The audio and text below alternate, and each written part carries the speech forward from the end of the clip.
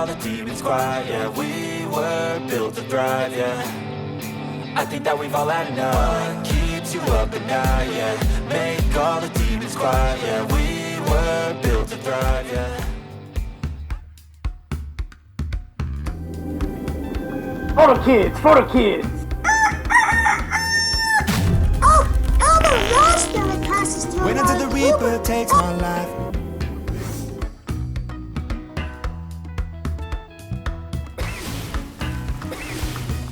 Johnny Ballgame, Sir Poops-a-Lot, and the Fantasy Reaper are about to deliver humor and fantasy gold at the same time. Crush your opponent with a smile. It's Fantasy Sports Island. Welcome back, ladies and gentlemen, to Fantasy Sports Island. And tonight we've got a show for you. I am the Fantasy Reaper. He is Johnny Ballgame. Touchdown. The People's Champ. The People's Champ, yes. How you doing tonight, John? Man, I am so good. I'm glad to be here. You know how much I like talking fantasy, and let's do this. Let's do this. There is nothing better than talking fantasy football or poop. Tony Sir Poops-a-Lot is here. The Lizard That's King. a problem with my tongue today. I don't know what it is. I just want to do that all day. And how are you doing tonight? It's weird, but I like it. How you doing, Tony? I'm good. How are you guys? Can't complain. Nice. It is a Thursday night. Football has officially started tonight. I mean, almost. Almost. Kinda. It is the Hall of Fame game, which is A lot of starters aren't playing, but at least there's football tonight. And we're the Fantasy Football Island, the inventors of PPR. That's right, I said it. We invented PPR more than 20 years ago, right, Johnny? 20, at least 20, man. My gosh, yeah. It's crazy, isn't it? And then it took off like wildfire. Now it's the freaking standard. And now we got to get the standard to be the way we do the quarterback scoring, right, Johnny? I don't understand any league that doesn't do it. Like, what is your rationale for not doing PPR or half PPR even? It boggles the mind. It's the most boring, stupid thing I've ever heard in my life.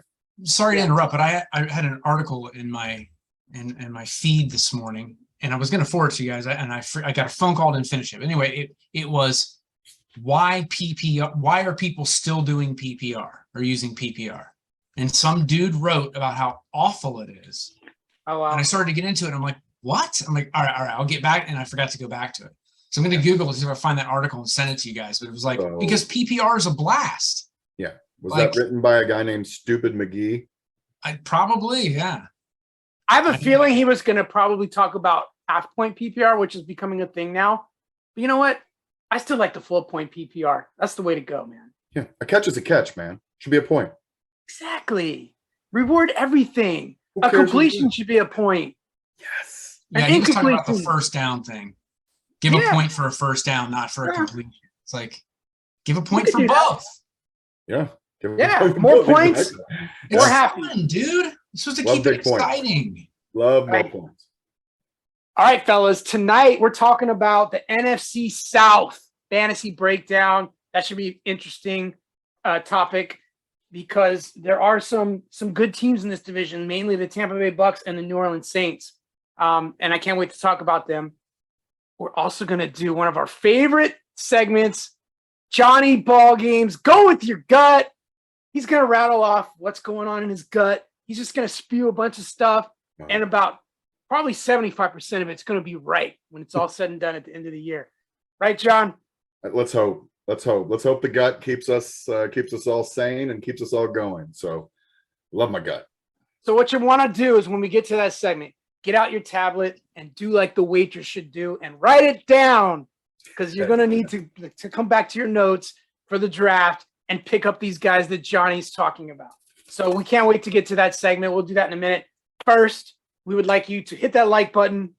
We would really enjoy if you subscribe to the channel because we do this every week, Tony, every single week. Yes, we do. Saturday morning when you wake up, pop on YouTube. There it is, Fantasy Sports Island, just for you guys. So you want to hit that notification bell. You'll get the little notification, a little. Right, Think John? about that. A little sunshine with the Reaper first thing in the morning. Have your coffee in the Reaper. Coffee and Reaper and a little ball game. Go with your gut. A little Reaper, poop. hardly know her. Poop from the coffee. Exactly. Exactly. All right, guys. Let's start off with some news and notes because a few things have happened since last week. We're going to go over everything. Let's start with a never-ending story of Deshaun Watson. Disciplinary officer Sue Robinson ruled that Deshaun Watson should be suspended for 6 games. So we thought, oh, okay, 6 games. So Johnny nailed it. He said 6 games from the start. We thought that was it. Nope, that's not it. That is a recommendation. The NFL has since appealed that decision, and it goes to the court of Roger Goodell now, and he can make a decision on what he wants to do. Ultimately, the league is looking now to suspend him for the entire year and possibly beyond. And I just don't know what's going to happen now. I feel like his season's going to be lost. John, what do you think now? Yeah, so Roger Goodell did the smart thing and took himself out of it. He appointed the former district attorney of New Jersey, because you know how fair those guys are. I'm kidding, Jersey. I'm kidding. Please don't IM me, or worse. Anyway, but so yeah, this guy is going to be the one who makes the decision. It's brilliant on the NFL's part because there was already backlash that was too light, right? So now the NFL could say, whoa, we appealed it. And we're like, hey, so if the Jersey guy keeps the suspension at 6 games, NFL can wash their hands and say, hey, we appointed this separate guy. He saw it as fair. That's the way it's got to go. It's binding, and here we go. And if they come back and say, no, it's going to be longer, which I do think they'll push for longer. I think they really want it to be a year, and I think that's probably what it's going to end up being. Then they look like the heroes because they overrode this other person who did that. So, and if they do that, then Deshaun Watson's lawyers will sue the NFL, and this could get ugly. And if they do decide to sue the NFL and it gets caught in court proceedings, then they could delay this suspension, and he could end up playing the entire season. That is also a possibility. Tony, what does your gut tell you? My gut is that, I don't know. Dude, I think they're going to go somewhere in the middle. I think they're going to say we need to do the whole season, and there's going to be lawsuits, this and that, and they're going to choose like 8 weeks or something. I'm pulling out of a hat because every week is something different every week for like the past year or two. But the NFL really needs to watch their reputation. It's already on shaky ground. They already look like they have no idea what they're doing. And they take something small. I wouldn't say Calvin Ridley's issue small, but they keep using that as an example. They're like, oh, you gambled $1,500, you're out for a year. Oh, so you got 20, 30 counts of sexual harassment. We'll see you next week. Yeah. They got to do something. They got to take a stand somewhere. Yeah. So I'm going with 8 games. They're going to add 2 more weeks.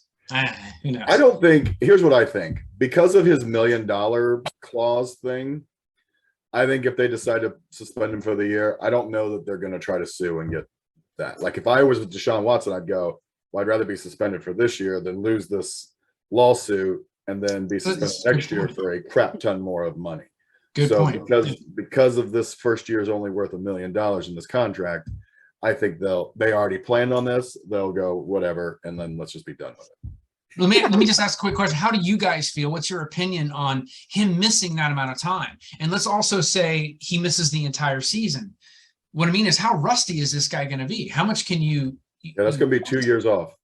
That's a lot of time. And then psychologically, you got to be a strong person to come back, stand your ground, be confident, and get out there and start all over. That's a lot. That's a big loss of time.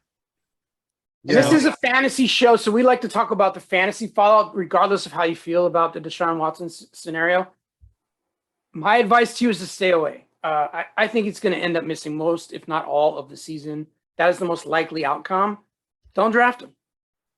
Yeah. Well, and even I think what Tony's asking is, what do you think about next year? Like after missing 2 years, I don't know that he's ever going to be Deshaun Watson that we know again. Right. Honestly, 2 years off is a long time for an NFL quarterback. Yeah, it is. All right, let's not talk about that anymore. Let's move on to more pressing news. Dallas Cowboys wide receiver James Washington was carted off the field on Monday after suffering an injury that the team fears was a Jones fracture in his right foot. So he might be out for the year. What does that do for the Cowboys starting group as a whole? Tony, does this make CD Lamb more, exciting for you or less? Yeah, it makes him a little more exciting. He'll get a few more balls, a few more looks. I feel bad overall a little bit, well, for Washington, also for the Cowboys, but I don't think it's going to ruin their season. I think they'll get through, and I think CD's stock goes up a little bit. Okay, John? Yeah, I wasn't that excited about James Washington in the first place. He wasn't that great on Pittsburgh last year. So he was going to be Dallas. He was going to be their third receiver at best. And quite frankly, I don't think it really affects CD. I think CD is going to get the same exact amount of number one targets that CD was going to get in the first place. I think CD Lamb's going to get double teamed, but I do think this opens up an opportunity for Jalen Tolbert, the rookie Yeah, wide one of receiver. those young guys. Yeah. Yeah, he might actually get some balls thrown his way. He's going to have to step up and be the wide receiver too until Gallup comes back, and that could be a while. So I'm interested now in Tolbert. All right. Rams wide receiver Van Jefferson is scheduled to undergo surgery on his injured knee and will be sidelined for multiple weeks. And week 1 is in danger, although still uncertain for Sean McVay. I don't know what I think about this because the depth in Los Angeles is weak. They still have Cooper Kupp and they got Allen Robinson. But beyond that, now if Van Jefferson is hurt, they have no depth. And Beckham's still nursing the ACL and hasn't signed yet. Hasn't signed, right. What do you think, John? Yeah, I'm worried about the Rams a little bit in general. I mean, word out of camp today was Stafford's got tendonitis in his elbow.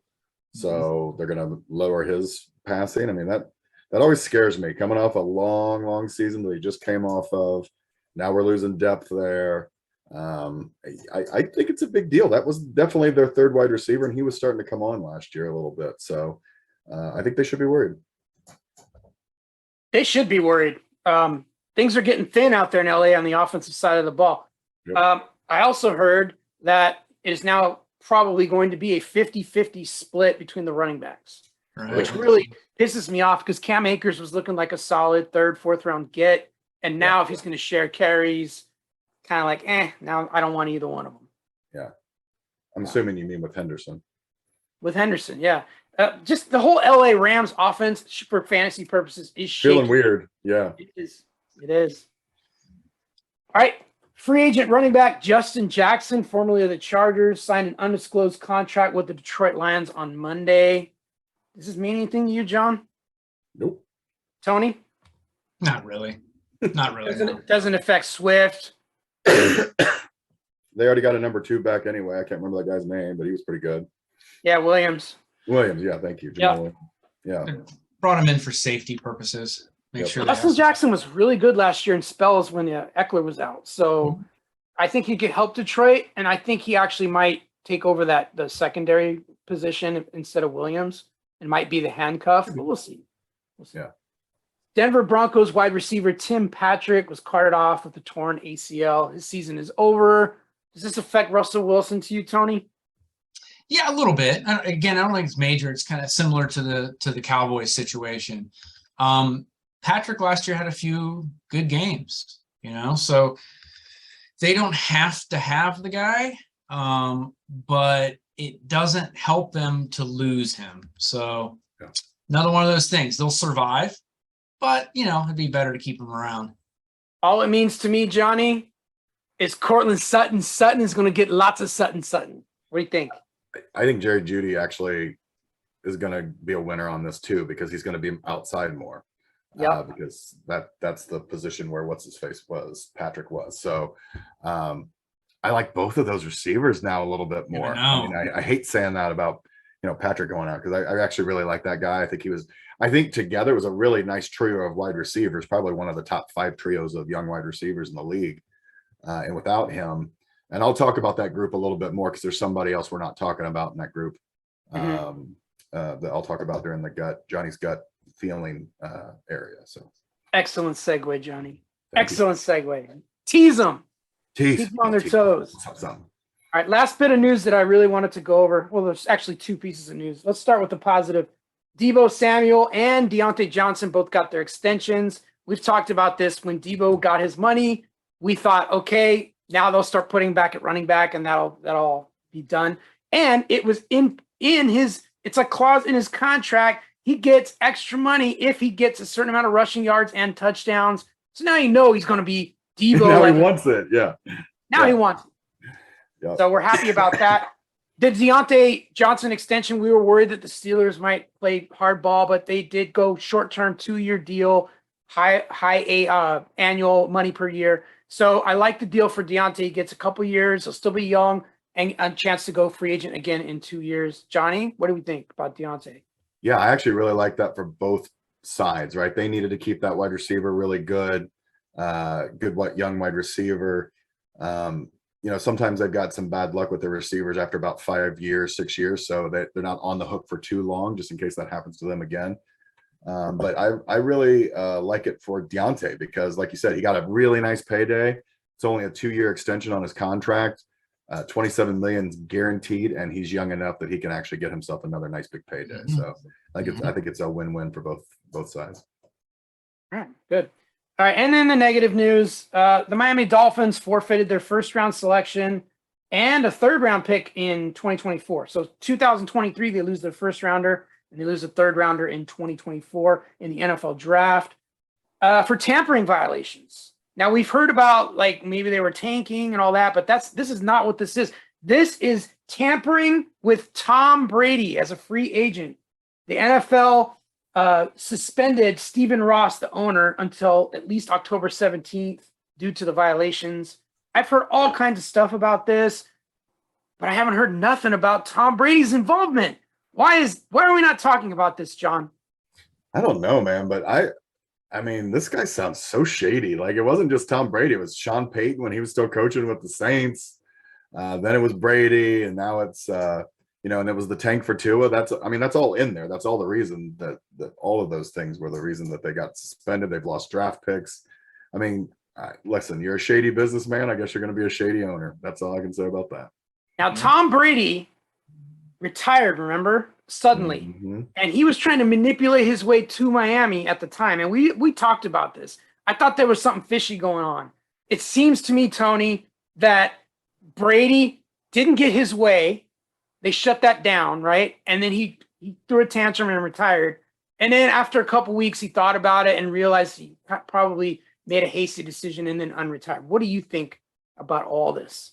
Well, I mean, you have a point there. That could be it. I also think he had a funny relationship with Arians. There was something going on there. I'd like to know if there was other parties involved in this stuff. I mean, like, what did Belichick know? Some of these guys are saying, I don't know what's going on, and I don't trust it. You're right. It's incredibly fishy. What I don't like, though, is the true American hero, Tom Brady, is not necessarily under a microscope with the media.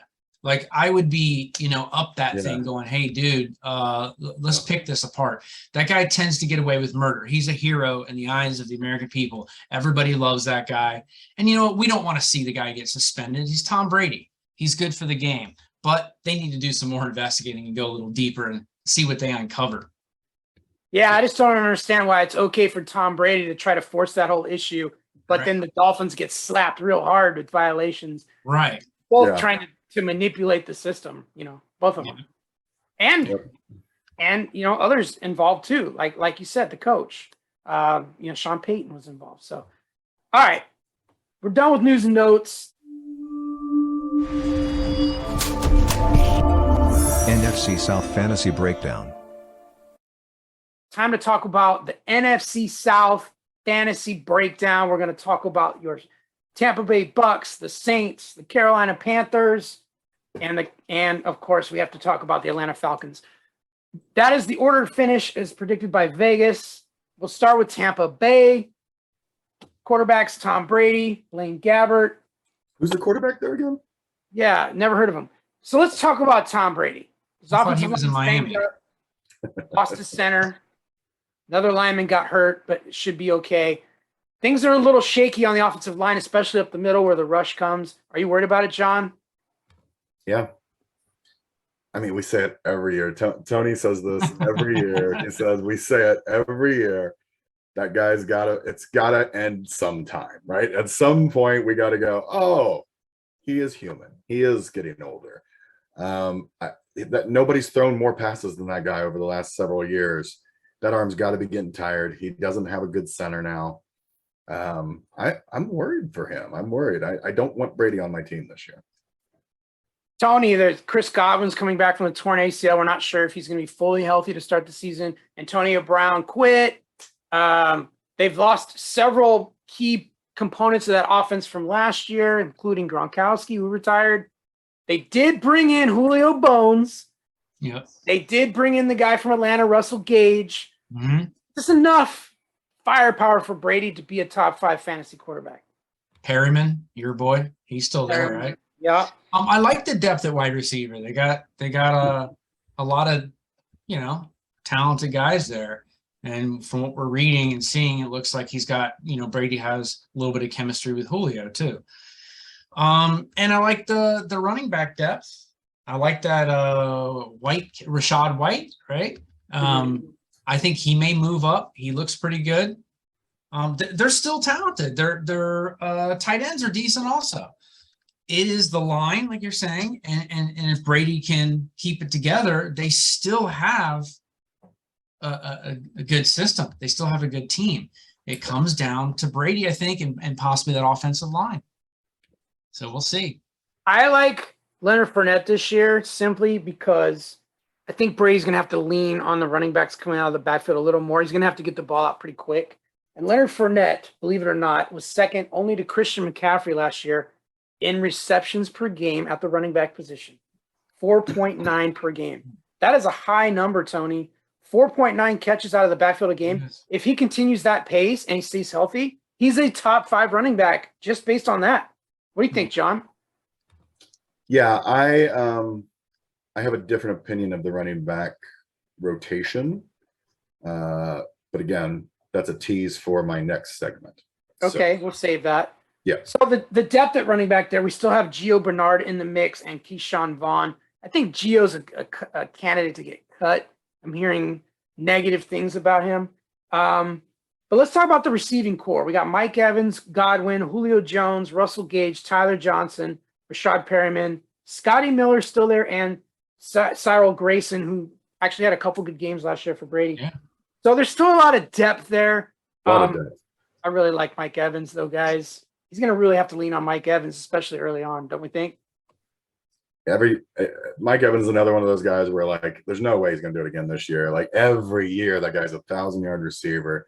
Every year, he's got 80 catches. He's fantastic. He's a great receiver, and I agree with you. I think they're going to lean on him a lot at the beginning of the year. Now, at the tight end position, they still have Cameron Brate, rollover from last year. They went out and got Kyle Rudolph. To me, I think they got Kyle Rudolph to block a little bit more for Brady, keep him in 2 tight end sets. I don't think he's going to be doing a lot of pass catching. Maybe this means they're going to run the ball a little bit more. Tom Brady's numbers go down if they do that. Do we think that's going to happen? I think they're going to run a little bit more, but again, it's Brady, and that receiver core is a good receiver core, so they're not going to not pass. I do think one of the things we underrate with Gronk being gone is Gronk was a fantastic blocker. Gronk was one of the best tight end blockers in the history of the game, as well as one of the best receiving tight ends. So I think you're right. I think they brought in what's-his-face to be the blocker guy, and they're going to let Brate be the receiver guy. Kyle Rudolph, the red-nosed reindeer? Yes, that guy. All right. You have anything else to add about the Tampa Bay Bucks? Do we like their defense for fantasy purposes? Yeah. Always. Yeah, they're pretty decent. They always get a lot of sacks and turnovers, so good for that. All right.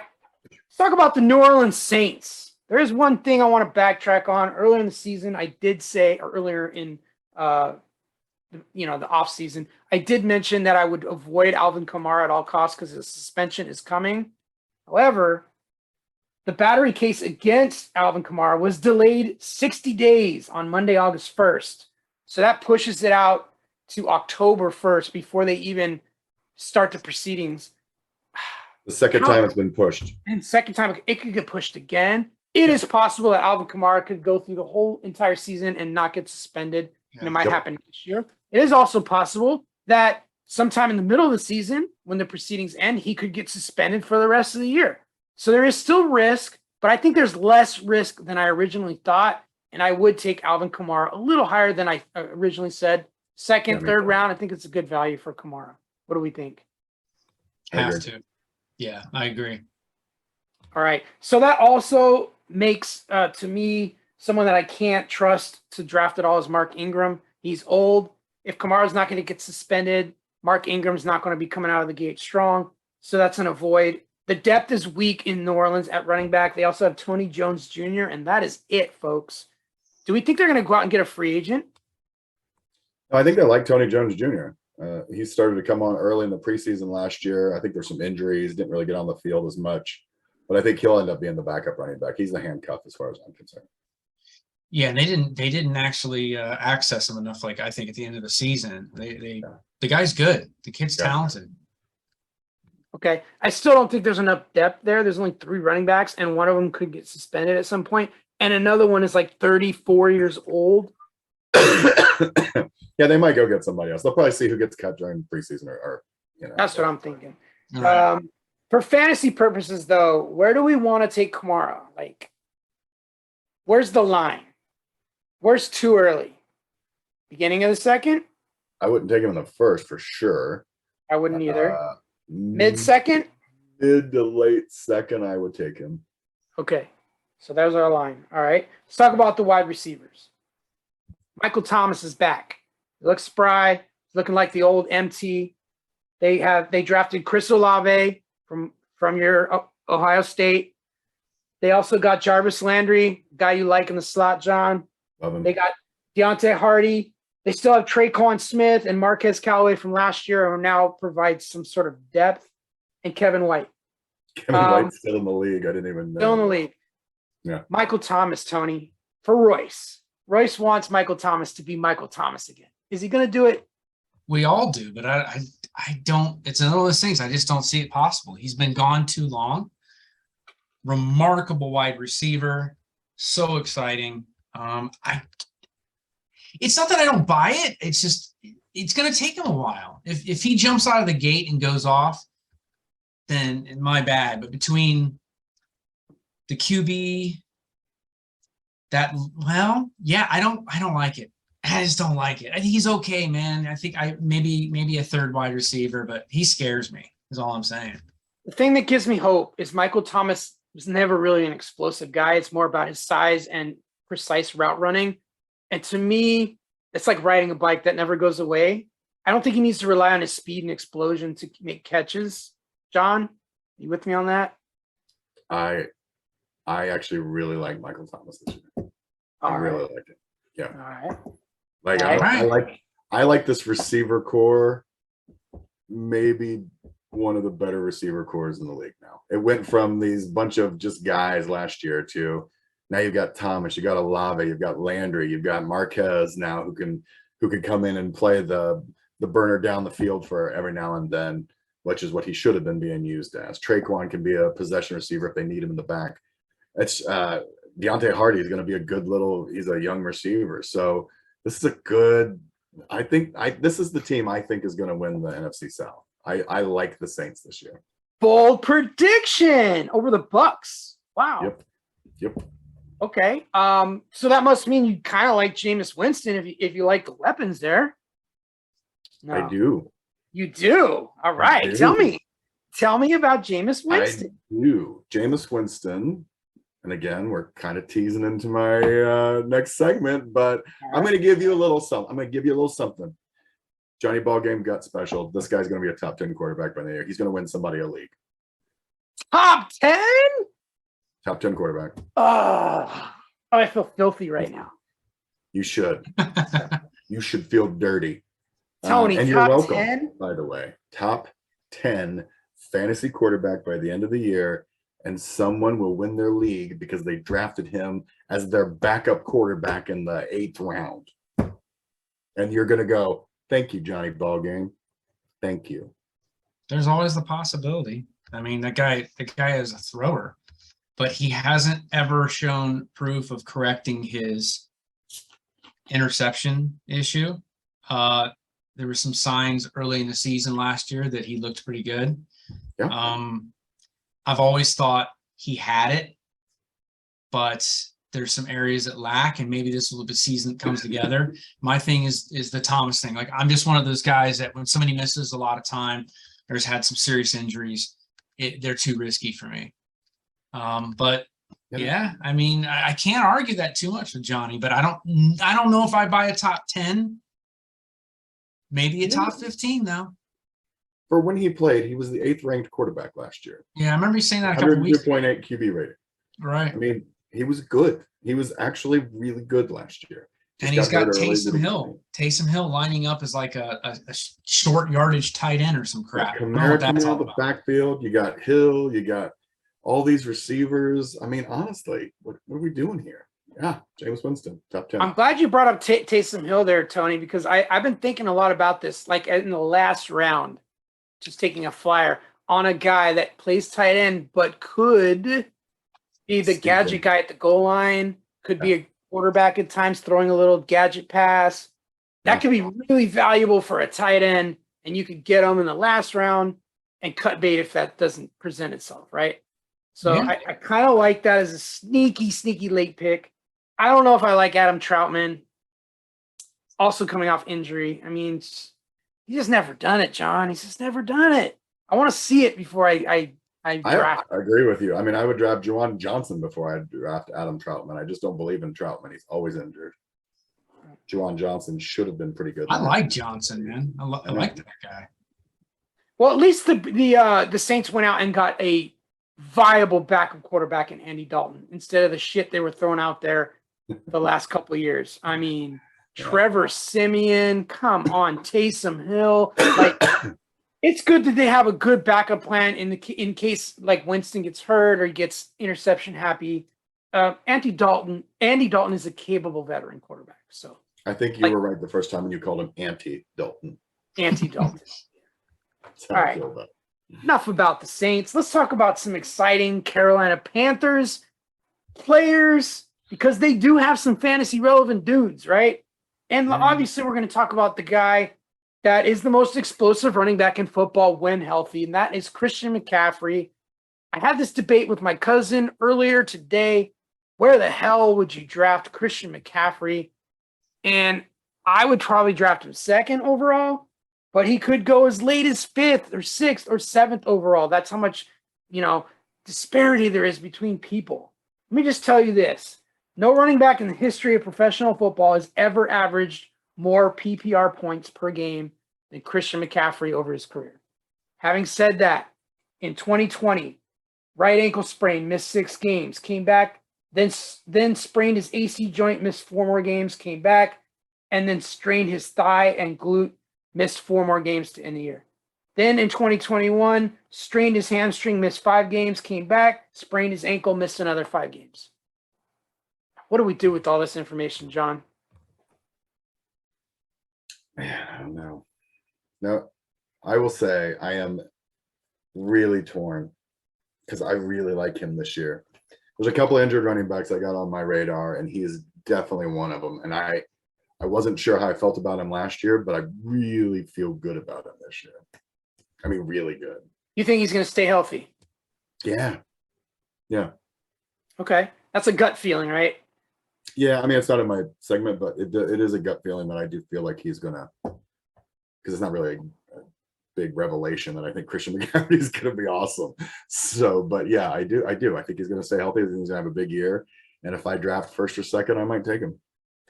Look, this is what you need to do. If you do end up getting McCaffrey, make sure you get Deontay Foreman later in the draft. Yeah. At some point as a handcuff, because definitely the handcuff. It's not Chuba. Good player. Yeah. And it's not Chuba, like you said, who's also still there, but Chuba proved it last year. He can't do it. He's just not that kind of runner. And Deontay looked really good at times. Yeah, he did. So he did. All right. Tony, I want to talk about the wide receiver core. All right. Okay. We still have DJ Moore, who I know you're a fan of. Got Robbie Anderson, Terrence Marshall, Brandon Zylstra, and Rashad Higgins. All right. Talk to me about who you like in the wide receiver room. I like Robbie Anderson. I do. I've always liked that guy. He has ups and downs, but he has some big games. DJ Moore, bringing up the PPR thing, right?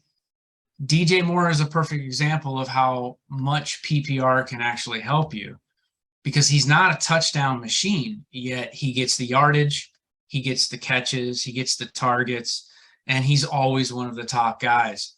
And I think with Baker Mayfield there, and Baker Mayfield's got, like, my favorite words are something to prove. I like those dudes. I think they're going to be good. I like the depth's not bad either. So I would definitely take DJ Moore. Definitely take him. Yeah. What round is another question, but let me explain something to you. Yeah. DJ Moore. Never caught more than 4 touchdowns in the season. But here are his quarterbacks that have thrown him the ball in his career. Old Cam Newton, Tyler Heineke, Kyle Allen, Garrett Gilbert. I don't even know who the fuck that is. Will Grier, Teddy Bridgewater, PJ Walker, and last year's big head Sam Darnold. Of all those quarterbacks, I think Teddy Bridgewater is the best quarterback he's ever had. I feel like Baker Mayfield will now be the best quarterback that's ever thrown the ball. Yeah, he's had 1,200 yards in 3 consecutive years. Yeah, with 4 touchdowns. Yeah. I like him. I think he's a great receiver. That guy on another team would be a fantastic receiver. absolutely. Yeah. All right, I'm and- with you. Robbie Anderson's a gritty guy. Terrace Marshall, everybody kind of thought was going to come on last year. He had a nice big preseason. He was good in college. I don't know. He doesn't excite me. Just doesn't excite me. And Baker Mayfield's still in a battle with Sam Darnold. Still not buying it. Baker Mayfield's going to be the quarterback. That's why they traded for him. If Sam Darnold ends up being the quarterback, something terribly wrong happened, right? Yes. Something bad happened. For sure. For sure. And then the tight ends are really nothing to talk about. You have Ian Thomas and Tommy Tremble, probably the worst tight end depth chart in the league. These guys are not draftable. No. If you draft Ian Thomas, you probably have never played the fantasy football game again. Yeah. Just so you know. I've never seen a guy get more snaps and not ever catch a pass than that guy. I mean, That guy's he's an all fantasy blocker though. I'll tell you that much. Maybe we instead of PPR, we should start giving points for pancake blocks. all right, for the sake of time, let's move on to the Atlanta Falcons and let's just get this over with, because the Falcons are going to suck this year, guys. But they do have some guys that we need to talk about in the fantasy game. First one I want to talk about is the running back situation. I kind of like Tyler Algiers in the backfield because they still have Cordero Patterson, who is very old now, and they have Damian Williams and Quadri Allison. I feel like they drafted Algier to be their guy, and nobody's talking about him. John, what do you think? Yeah, I think you're probably right. There's no way Cordero goes in as the starting running back, is he, again this year? Like, are we still doing that? He was great in the beginning of the year, helped me tremendously on my fantasy team last year. I picked him up. He was just one of the best pickups I've made in a long time. But they figured him out toward the end of the year, and he wasn't doing much toward the end of the year. Right. So I think you're right with Tyler Algier. I think Damian Williams is actually a little underrated, though. I think that's a good pickup for them, and I think he could actually play some good ball. I agree. All right. Algiers out of BYU, but he does have 3 back potential. He's an excellent pass blocker, and he takes what the defense gives him in the run game. He's not explosive, but he will seek out contact and run through you if he can, instead of trying to avoid contact. But I feel like in a run zone type offense, he's a good fit, and that's what they're going to try to do. So that's why I think he's going to win out in this position. I just don't have any faith that Cordero Patterson can replicate what he did last year, especially with Matt Ryan not being there to dump him. Yeah, I mean, their quarterback room is Marcus Mariota and Desmond Ridder. Excuse me. Yeah, they're both like real mobile quarterbacks, which also isn't going to help Cordero, right? Because Cordero got a lot of stuff from Matty. Matty wasn't real mobile, so of course Cordero got a lot of stuff around the goal line. I think you'll see Mariota I think he'll end up being the starting quarterback. He's going to run it in a bunch. I mean, he knows Arthur Smith knows him. They worked together when they were at Tennessee together. So I think he'll win the starting quarterback, and I think he'll be average. I think he'll be Jack. He's just another guy. I wanted to go on to the wide receiver room. Tony, Drake London out of SC is a fantastic like route runner and a guy that catches volume. Will this be something that he can replicate in the NFL with these quarterbacks? Oh, with the two Falcons quarterbacks, I don't think so. I think they're going to say overall, like, yeah, thrown to another team, I think you're going to see something better. I don't hate Mariota. He actually stepped up a couple games for the Raiders and he looked decent, but that's as far as you're going to go with that guy. He's been around too long and he hasn't been able to prove himself. Who I do like though is Kyle Pitts. I think there might be something there for those two guys, and I think he's going to lean heavy. Mariota's going to lean heavy on Kyle Pitts, but unfortunately, Mr. London there and being young and stuff, I think he's going to get lost in the mix, unfortunately. Well, the scouts say he's too quick for bigger corners and he's too physical for smaller corners. So I don't know what that means, like as far as how much fantasy production he's going to give us. Based on the quarterback play, I would say temper your expectations. But you're right, Kyle Pitts. One thing I do like about him, though, about London, is he can go up and get the ball. And I think because I don't think the line's great, I think Mariota's going to be throwing on the run a lot. I think there's going to be a lot of sort of in-game adjustments and throws on the run. And I think he will be the receiver to go up and get it. He's, to me, one of those candidates where I talk about, if you watched our show a couple of weeks ago when I was talking about get number one receivers on bad teams late, Drake London is the number one receiver on a bad team. Probably one of the worst teams, and I would target him. I would target Drake London. Okay. And then let's look at the rest of the wide receiver room. Auden Tate comes over from the Bengals. Brian Edwards from the Raiders. Olamides Zacchaeus from, he's staying there in Atlanta. And then you have a guy I've never heard of, Kadero Hodge and Damian Byrd. So there is no depth there. That is why they might need to kind of lean on Drake London and Kyle Pitts. Let's talk more about Kyle Pitts, though. This guy's an athletic freak. Yep. He can line up anywhere. He's bigger than most people that can guard him. He's got basketball background, so he can go up and get it. He reminds me of, who was the Chargers tight end for 15 years? Winslow? No. Gates. Antonio Gates. He reminds me of Antonio Gates. Thank you, John. Tony, Only faster. Only faster. I was just going to say he's quicker. Yeah. He's quicker. I think he's even a little bit more athletic. So you get a guy that big that's that athletic. He's, man, that dude's scary. So, and I like you going back to Mariota. I mean, Mariota's going to be looking for somebody like that. I think that's going to be the number one guy on that offense that you're going to have to draft. So the one thing about Atlanta at the tight end position, they have the two tight ends that led the NFL in yards per reception, Kyle Pitts and Anthony Ferkser.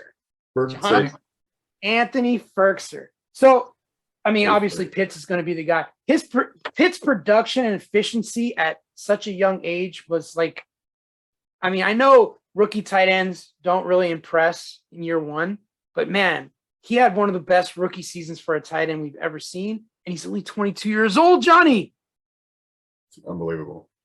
1,000-yard receiver in his first year. Guys. What a terrible team. I'm telling you, man, not even Travis Kelce did what Kyle Pitts did last year in his rookie year. You just don't see it. Yeah. You just don't see it. Matt Ryan's isn't much of a tight end dude, right? I mean he had Tony Gonzalez. He did pretty good. For a little bit. Yeah, I mean. So he's a good tight end guy. And actually he had Austin Hooper that one year. So yeah, I mean, he was pretty good at throwing those tight ends. Right. But Kyle Pitts lines up more like a wide receiver anyways. He's not really a tight end as much. Right. You can put him up all over the field. So, I mean, where do you take Kyle Pitts? Where's the line where we draft Kyle Pitts? Second round? Third round? What are we looking like? If Kyle Pitts was there late second, John, would you consider him? You know me, man. I am not a believer in tight end at this second round. I'm not. So even at that talent level, no. Third round? Maybe third. Fourth round for sure. Fourth round's that's the golden round. That's my Mendoza line for tight ends usually. So if you see him in the 4th round and you don't have a tight end, that's the time to scoop him up. Oh, Otherwise, yeah. it's hard because you still have the top 2 tight ends in Mark Andrews and Travis Kelce. So those are guys that are going to go a little earlier. All right. Yeah. All right. I don't think we have anything more to talk about with the Falcons. So let's move on. Johnny Ball games, go with your gut. To our favorite segment. John, did you eat? Is your gut satisfied? I did, and it's ready to talk. We ready? It's ready to talk. Right. It's time for Johnny Ball games. Go with your gut. What we're going to do is it's simple. We're going to pick a position and let Johnny roll. That's all we're going to do. I'm going to call out a position. He's going to tell you all his gut feelings at the position, and then we'll react to it, Tony. How does that sound? Sounds perfect. All right, John, go ahead. Spew what you know about and what you feel about wide receivers. Go. Wide receivers. All right. First of all, let me just tell you a little bit about this. I'm not going for the normal ones that everybody's like, oh, blah, blah, blah. These are gut feelings where I'm just like, I keep coming back to them. That's how my gut works. I think about somebody, I listen to my gut, and then it keeps coming back to me, and it keeps just rumbling in there, and then I get that gut feeling, and then it's time to go. So let's go with wide receivers. I love Michael Pittman Jr. this year, top 3 fantasy wide receiver by the end of the season. Michael Pittman Jr. Love him. Agreed. I totally agree. Rashad Bateman. Draft Rashad Bateman. He's going to get all of Marquise's passes and throws. I'm telling you, just trust me. Rashad Bateman is your guy. And if Allen Robinson isn't in the top 15 of wide receivers by the end of the year, I will eat my arm. I'm telling you, that guy is going to go freaking nuts this year. Some honorable mentions. Bobby Trees making a comeback. Bobby Trees will have a fantastic year this year. And Alan Lazard, he's going to come close to the same numbers. He's the number 1 wide receiver in Green Bay. I got to say, John, I'm so glad that you said you'd eat your arm if Allen Robinson didn't produce a top 15, because I'm glad you didn't take the route of McAfee when he said he'd eat his own dick if Bitcoin didn't hit $1 million. Do you remember this? Rest in peace, Mr. McAfee. But I'm glad you just said you eat your arm, because that's more doable. It is, sure. But what do we think, Tony? I love Pittman. That's a guarantee, man. That's definitely a top 5. I agree with you from there. I already forget all the guys you said. So you said Bateman? Rashad Bateman. Where do you like him? Approximately? I've got him the top 15, probably top 11. I can see that. I mean, one, he's fucking awesome. And if he gets somebody that's going to hone in on him, absolutely. Yep. Everything else, I don't agree with because I already forget. So Bobby that's all I'm Trees. saying. Bobby Trees and Alan Lazard were my honorable mentions. Love Alan Lazard. Bobby Trees, I don't trust. He's good, but I don't buy that. But I like what you're thinking though. That's a true gut out on a limb one for me. Because the team that he's on, like he's one of the main guys. So yes, that's exactly right. He's the number 1. All right. I don't trust Alan Lazard. He's never done it. And I'm hearing things about Dobbs out there stealing the show with Rodgers. So who knows what's going to happen there. Yeah, but remember a couple of years ago, they had that one guy. They're like, oh, Rodgers loves this guy. And the guy caught like 5 passes in the whole year. That happens too. That feels like that for me. Yeah. Alan Lazard's the number 1 wide receiver. Okay. Did you do tight ends, John? I did. Break it out. Let's hear it. Cole Kmet. If you don't take Cole Kmet in a later round and then write me I am thank you, then you don't understand fantasy football. Cole Kmet will be a top 5 fantasy tight end by the end of the year. Just mark it down. Fields loves him. He's going to throw to him. He's going to have to be a lot of off-schedule throws. Kmet can cover some ground. He's fast. He's tall. He's big. They don't have much in the wide receiver tree. I love Mason Cole Kmet this year. My other guy, serious breakout candidate, and actually Tim Patrick sort of helped this a little bit, his injury, I love Albert Akawanga, whatever, however you say that guy's name. Albert O, the big O. I love that guy in Denver this year. I think he's going to do fantastic work. I think Russ is going to hit him over the middle. He's going to do a lot of that inside work now with Judy and Cortland Sutton on the outside. Love him as a breakout candidate at tight end this year. And then my honorable mentions there. I like Hoop to make a little bit of a comeback in Tennessee. Again, they don't have much in the receiver ranks. So let's see Tannehill maybe hit some underneath the Hooper in the slot. He's shown that he can do that before. And then Logan Thomas. I still like him quite a bit with Washington. I don't like Washington's receiver core very much. And I think Wentz likes the tight end a lot, which makes me like Logan Thomas a lot. The superhero, Logan. Okay. All right, on the Commandos. Yes. With Carson Wentz, Yes. the most hated quarterback in the NFL. Yes. Yes. But he loves him some tight ends. Loves him some tight ends. He does. He does. He liked Mo Alley Cox, who is 7'2", right, Tony? I think he was 7'2" or 7'1". 7'2". Yeah. Loved him, Mo Cox. Cole Kmet. I also wanted to mention Jimmy Graham's not there anymore. He's gone. Yeah. I don't see any other tight ends that are gonna demand the ball like Cole Kmet. So I like Cole Kmet. I don't like him at top 5. That's ballsy. Ballsy, Johnny. But if that comes through, you guys better not only write Johnny a note in his DMs, but you also should hit the message boards up and thank Fantasy Sports Island for that one. That's exactly right. Albert O. Tony, what do you think about Albert O? Do you agree? No,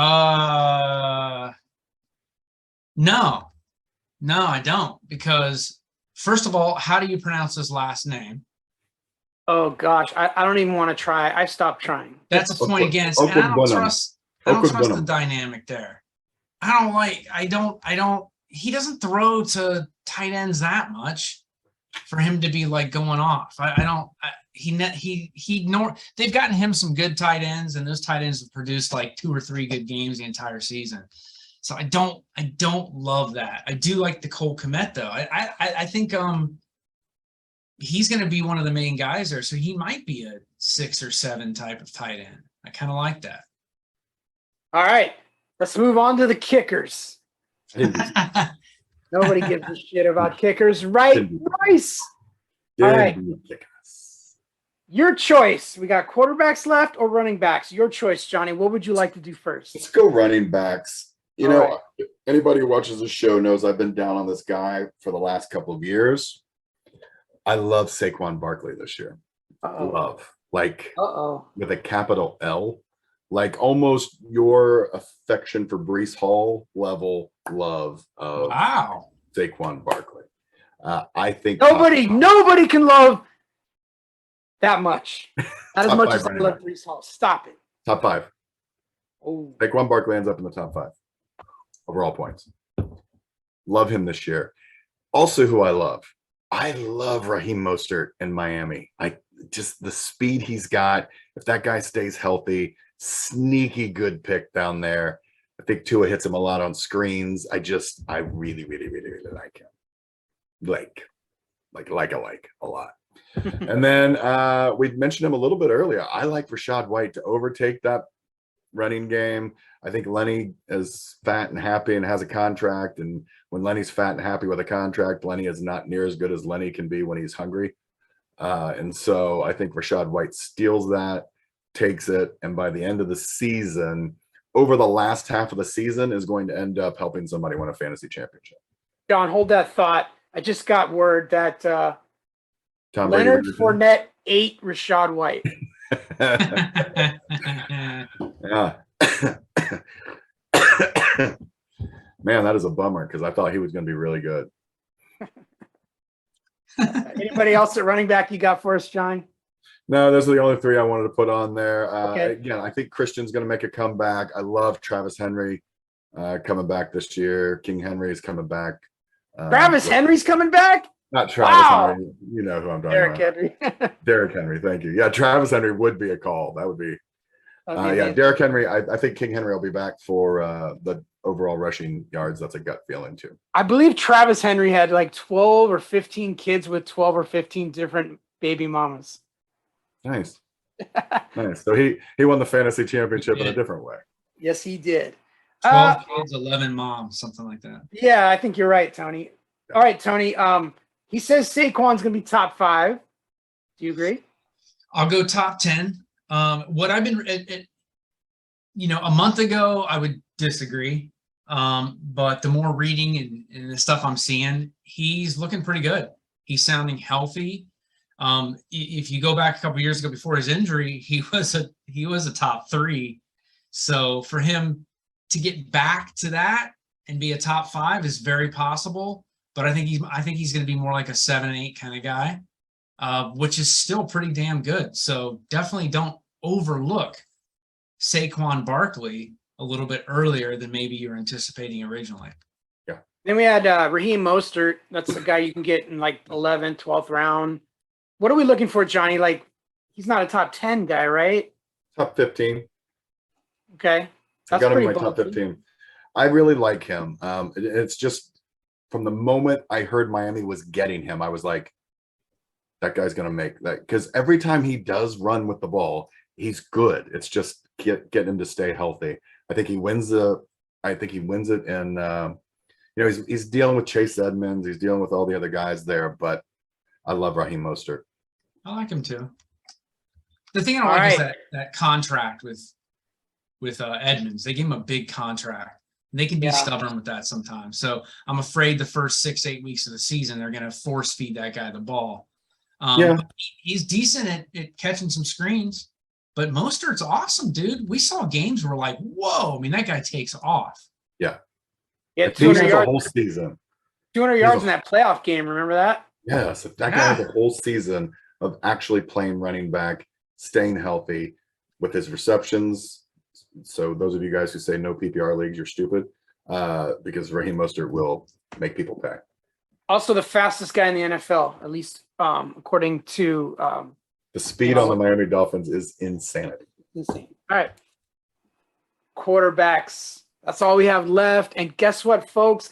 Listen to what John's about to tell you, who the number 1 quarterback in fantasy football. If you watch the show, you already know who he's going to say. But when he says it and you haven't watched the show, it's going to shock you. But we kind of agree with him. Go ahead, John. I don't know if I want to start with my number 1 quarterback yet. Oh, you guys know who it is. It's Joey B. Joe Burrow will be the number 1 quarterback. Fantasy-wise, I hope to God everyone in my league goes for all the – he's going 5th on average draft. I don't understand it. Have you not seen his receiver core? Have you not seen the Bengals play? Have you not seen Joe Burrow, what he did on a half-healed leg last year? Joe Burrow's number 1 fantasy. So, again, I wasn't going to bring him up in my Johnny Ballgame gut because it's not even a gut. It's just fact. That's not just that's just written down in stone. Let's talk. I already mentioned Jameis Winston, top 10 quarterback. That guy's average draft pick for quarterbacks is 23rd. He's going to win someone a league this year. He's going to win someone a league. I promise you. Kirk Cousins has been a top 12 quarterback for the last 3 years with a coach who hates him. Coach who didn't trust him. Coach who hated him. He was still a top 12 fantasy quarterback. He will be a top 5 fantasy quarterback by the end of the year, and I think the Vikings are actually going to win the NFC North. Top 5? Yes. Wow. Kirk Cousins is a baller. My honorable mentions, I love me some Matty Ice this year. Obviously I said I love Pittman. I like Matty Ice throwing to him. I like the whole Colts. Colts are definitely going to win that division, as we'll probably talk about next week. But I like Tua is on my honorable mention list. I actually am really considering drafting Tua. Like, I really like Tua. I think he's got too many weapons to fail. He can get them out quick. He's good at that pass, real short, intermediate passing game, and he's got receivers who can take it to the house once they do that. So, and he's more accurate than Pat Mahomes, according to Tyreek Hill. yeah, if you believe that. And then a little bit of a dark horse candidate for me. We liked him all of us liked him last year, and we thought, man, this guy's had a couple of really good fantasy years. and he kind of shit the bed a little bit last year, but he lost his running game. He lost his receivers. I like Tannehill to make a comeback this year. So I know you guys will probably not agree with that one as much because you don't like his receiver core, but I kind of like him. I like him to make a comeback. I think Henry comes back and takes a lot of load off of him, and I think he'll be a top 15 fantasy quarterback. All right. Thank you, Johnny. That was excellent. Let me think about this for a second. So Joe Burrow is your number one. We all know this. It's fact. And honestly, I'm starting to believe it because you hear Jamar Chase is like doing amazing things at practice. That, you know, everyone's healthy. All that trio of wide receivers he has. Joe Mixon coming out of the backfield. The offensive line is beefed up. What's not to like, John? I'm starting to buy into this. He's so good. He threw out his own appendix. You know what I mean? Like he's throwing so many passes. He threw his appendix out. Doctor caught it. That's how good he is. I want to ask you, Tony, is Joe Burrow your number one right now? Or what's your gut? Who's going to be the number one quarterback? I'm sorry, guys. I'm always taking that, wishy-washy thing. It's still up in the air for me. I can't decide on number one. I was listening to Sirius XM the other night, and this actually really disturbed me. For some reason, I forget the guy's name, but I'm listening to an evening show on like Mad Dog Sports. And he predicted that Herbert was going to get the MVP. And he predicted the Bengals would not even make the playoffs. And I pulled a Tannehill, and I shit the bed that night worrying about it. Now, yeah, but you always do that. You always do that. It's just my life. The Bengals do have a rough schedule, but usually a rough schedule means, all right, well, we got to throw the ball more. And there's two things that I love about two guys that I love that have the same composure as that is Joey and Herbert. They both keep it together on the field. No matter what's going down, they keep their wits together, they stay calm, and they both have tremendous mental game. And Burrow is even better. Here's a guy that got his leg ripped in half. Here's a guy that gets sacked constantly. And excuse my language, but that motherfucker took his team to the Super Bowl. To the Super Bowl. And all year round, the whole year, he's running from defenders and getting sacked. That is the most remarkable football player that I have seen in a long time. A young kid coming off a severe injury who kept it together for his team while almost getting injured again. That is incredibly impressive. So he is leaning towards my number one. I can't decide right now because there's a couple guys there. I know some things have changed with Mahomes, but for some reason I'm starting to love Mahomes again. Not for some reason, I know why, but there's some guys that are popping back up for me a little bit. But I would imagine the next couple of weeks, Joey's going to be my number one. My gut tells me it's going to be Herbert. That's my boy this year. So, John, you can take your boy Burrow and leave Sherbert to me. Done. Sound fair? Yep. All right. Winston top 10, ballsy. Cousins top 5, extremely ballsy. Like, you should get checked for cancer. That's how ballsy you are. Yeah. That's fucked up. I have 3 testicles. Yeah. Matty Ice. You like Matty Ice? I don't know. Where do you think he'll finish? Top 15? Kind of like Carson Wentz last year? Yeah, higher. Yeah, a little higher than that. I'd say 12. I bet Matty ends up at 12. All right, Tua. Where do you like him to finish? Oh, I like him top 10. Top 10. Wow, that's ballsy. And Tannehill, what do you think? Like top 20. Like top 20. Okay. So a little bit of a bounce back, but nothing spectacular. Just nothing spectacular. Yeah. All right. Thank you, John. 15. That was fun, John. I enjoy Johnny Ballgame's Go With Your Gut segment. And I'm telling you right now, write the shit down, check back at the end of the season, and he'll get more than 50% of those predictions right. And that's saying something because those are all ballsy predictions. Those aren't just like, Josh Allen's going to finish top 3. That's not ballsy. What he's telling you is Cousins is going to finish top 5. Kirk Cousins has never finished top 5, folks. It's ballsy. Come back and check it out. I guarantee you, you'll be surprised. I do this every year. I go back to the prediction shows and I listen to John's predictions, and so many of them come true, man. I'm telling you. I can't tell you how many times he's called me an MFer just by a text, and I'll be like, "What I do?" He's like, "Cause you got that damn prediction right." Yep, it's amazing. It's amazing. All right, we are simply out of time, folks. So I want to thank Johnny Ballgame. So much fun as always. Thank you, Reap. The gut was working tonight, man. You must have fed it well. Yeah, working overtime. Tony Sir Poops a lot.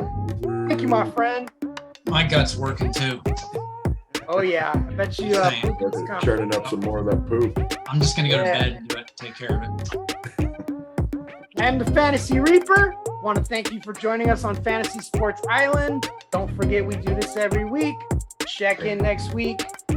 Hit that notification bell. Like the video because the YouTube algorithm likes it when you like the video.